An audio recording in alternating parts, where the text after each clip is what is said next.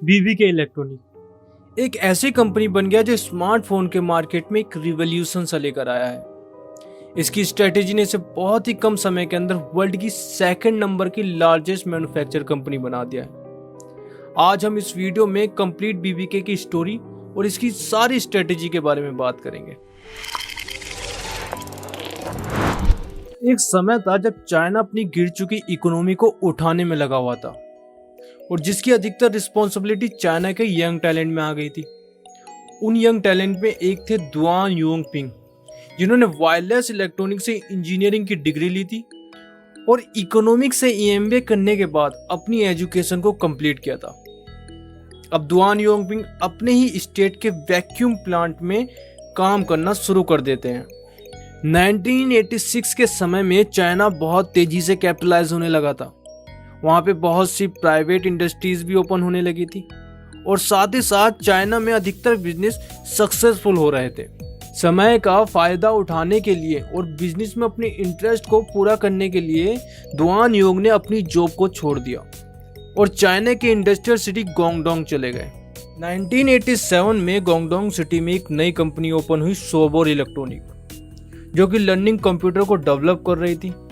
गोंगडोंग city में जाने के बाद दुआन ने सोबर को ज्वाइन कर लिया और कुछ ही दिनों में कंपनी के CEO बन गए। उनकी लीडरशिप में कंपनी की सेल इतनी अच्छी चलने लगी कि सोबर चाइना की बिगेस्ट लीडिंग कंपनी बन गया।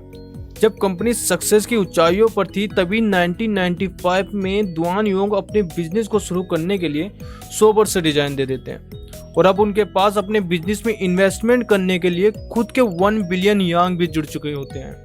1998 में स्टार्ट हुई कंपनी बुबुगाओ इलेक्ट्रॉनिक, जिसको आज हम इसके शॉर्ट नेम बीबीके इलेक्ट्रॉनिक के नाम से जानते हैं। के स्टार्टिंग में एजुकेशनल प्रोडक्ट जैसे लैंग्वेज रिपीटर, इलेक्ट्रॉनिक डिक्शनरी और साथ में DVD प्लेयर मार्केट में लेकर आया। फिर 2000 में बीबीके ने अपनी एक सब्सिडायरी कंपनी ओपन की, बुबुगाओ कम्युनिकेशन, जो कि feature phone, wireless code phone manufacture कर रही थी।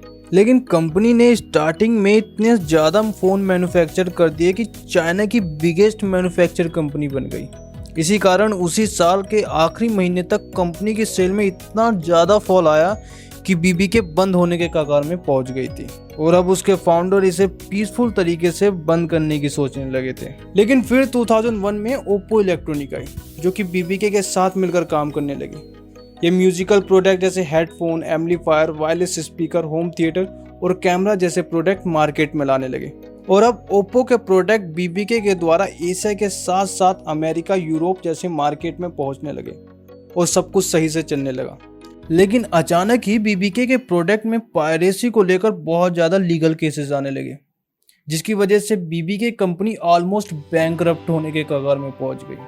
लेकिन बीबीके आसानी से हार मानने वाली कंपनियों में नहीं थी।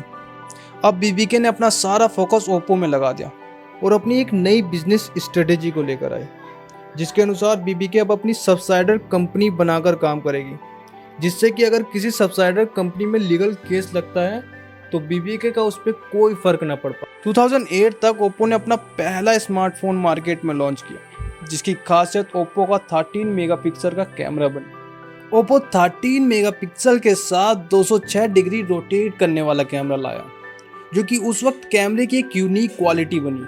2009 में बीबीके अपनी सेकंड सब्सिडायरी कंपनी वीवो को मार्केट में लेकर आया, जो कि टेलीकम्युनिकेशन में लैंडलाइन फ़ोन और वायरलेस फ़ोन बना रही थी और कुछ ही दिनों में इतनी सक्सेसफुल रही कि ब्राज़ीलियन टेलीफोन्स में ये एकमात्र ऐसी कंपनी थी जिसके 40 मिलियन कंज्यूमर थे। उधर धीरे धीरे ओप्पो का यूनिक कैमरा क्वालिटी लोगों को काफ़ी पसंद आ रही थी, जिसे देखते हुए बीबीके ने डिफरेंट कैटेगरी के मोबाइल फ़ोन मार्केट में उतारने की सोची और 2011 में लेकर आया वीवो का hi fi audio musical phone, जिसमें हाई क्वालिटी का म्यूजिक और साथ में अच्छे क्वालिटी का कैमरा भी था। 2013 में स्मार्टफोन की एक यूनिक क्वालिटी वन प्लस ने एंट्री की, जो कि टॉप क्वालिटी वाला स्मार्टफोन था। वन प्लस के फाउंडर ओप्पो के ही एक्स एम्प्लॉय रह चुके थे।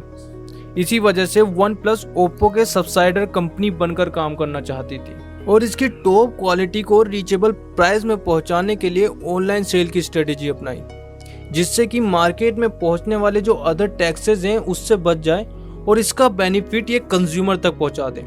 2014 में BBK ने ओप्पो के कैमरा फ़ोन के साथ इंडिया में एंट्री की और अपनी ब्रांड अवेयरनेस बनाने के लिए फ़ोन्स को क्वालिटी के हिसाब से हायर प्राइस में सेल करने लगी।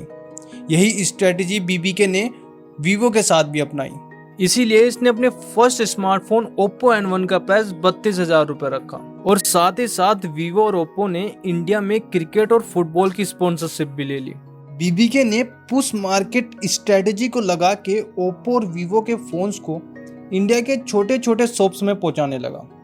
इससे ओप्पो और वीवो के ब्रांड की अवेयरनेस बन गई।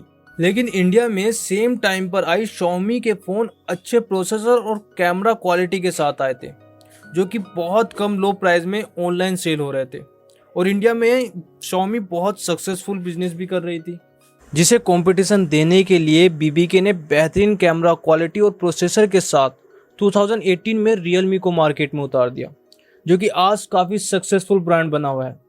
आज BBK के सभी ब्रांड के फ़ोन 46% भारत में सेल होते हैं और BBK एक बेहतरीन स्ट्रेटेजी के साथ इंडिया में ही नहीं बल्कि पूरे वर्ल्ड में अपनी बेहतरीन पहचान बना चुका है। तो दोस्तों, अगर ये वीडियो आपको अच्छी लगी हो तो प्लीज़ हमारे चैनल को सब्सक्राइब कर लीजिए। धन्यवाद।